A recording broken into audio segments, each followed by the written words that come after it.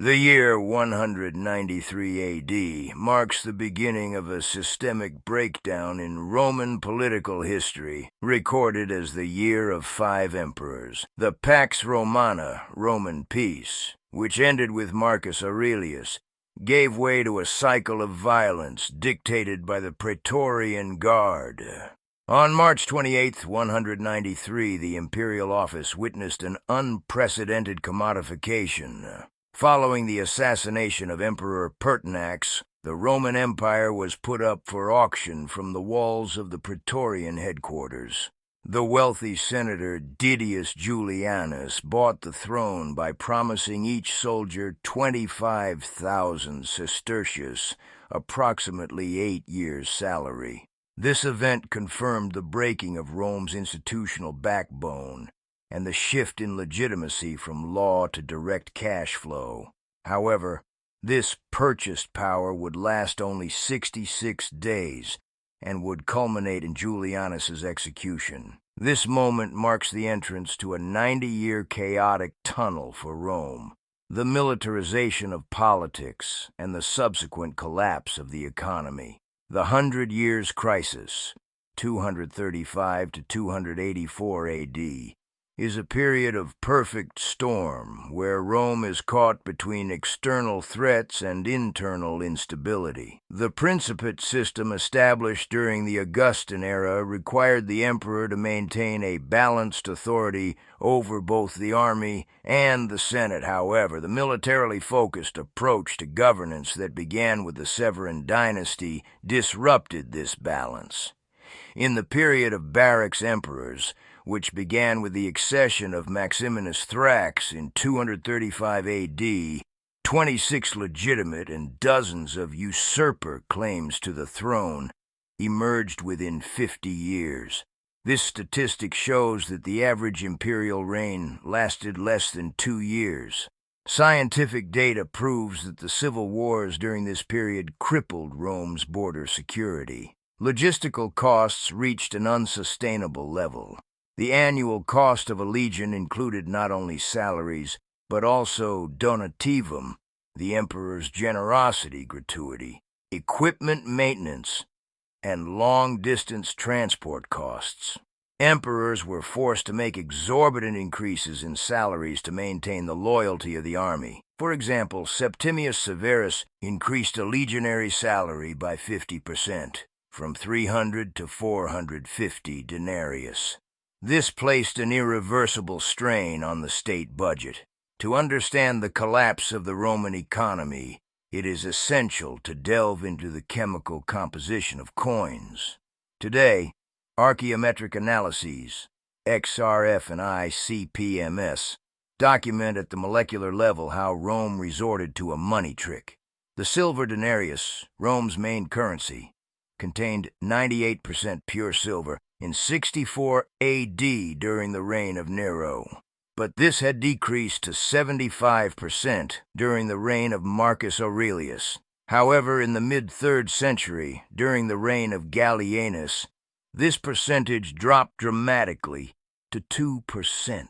Imperial mints were producing more coins from the same amount of metal by diluting silver with copper. This was the largest and longest-running institutional counterfeiting operation in history. The Antoninian coin, allegedly worth 2 denarius, issued by Caracalla in 215 AD, was a symbol of devaluation.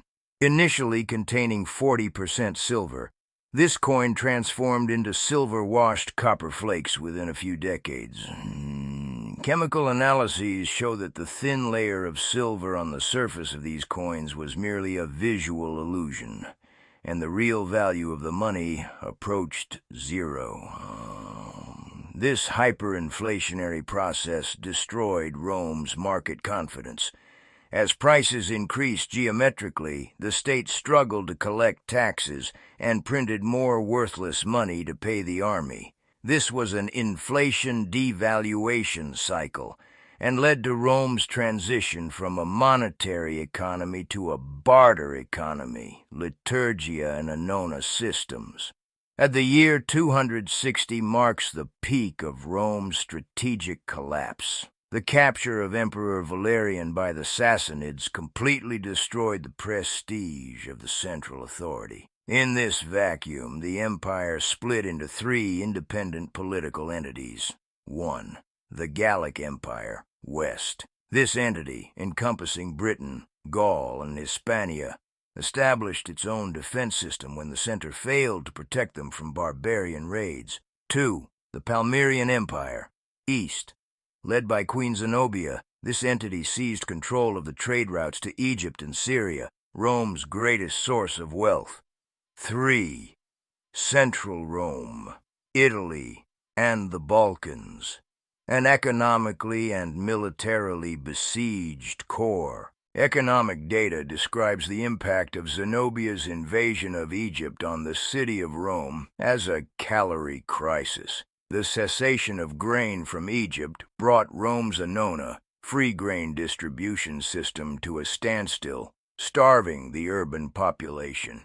At the same time, the loss of control over the silk and spice trade in the East completely disrupted Rome's foreign trade balance, causing gold and silver to flow into Persian territories. The complete collapse of Rome was temporarily halted by the Illyrian soldier Emperor Aurelian, 270 to 275 AD.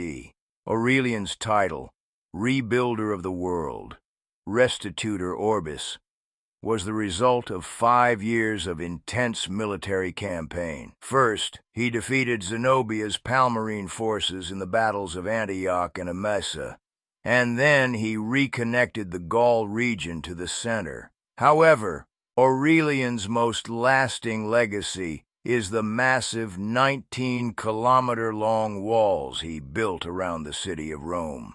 Modern engineering analyses confirm the great fear and haste with which these walls were built, given the limited resources of the time. Aurelian's walls are physical evidence that Rome had transformed from an offensive state to a defensive state. The economy was still fragile, the currency still worthless, and the army still ready to intervene in politics. The 3rd century crisis killed Rome's classical structure, giving rise to a harsher, more authoritarian, and more bureaucratic model. Next week, we will examine a new model of governance that arose from these ruins: Diocletian's Tetrarchy and the Christianization of the empire. Rome was not dead. However, the old Rome, along with the brilliance of those silver coins, had been consigned to history.